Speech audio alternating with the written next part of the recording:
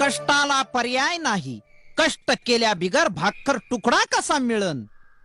अरे माणूस कष्ट करतो म्हणून माणसाला मान असतो.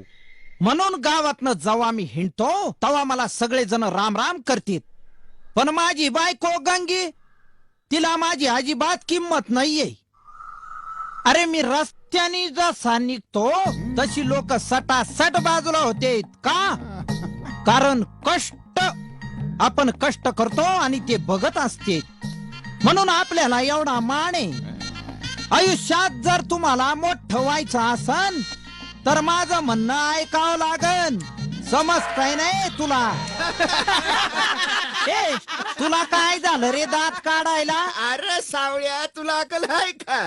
अरे गाढवती गाढवत, त्यांना किती बी समजून सांगितलं तरी समजणार आहे का?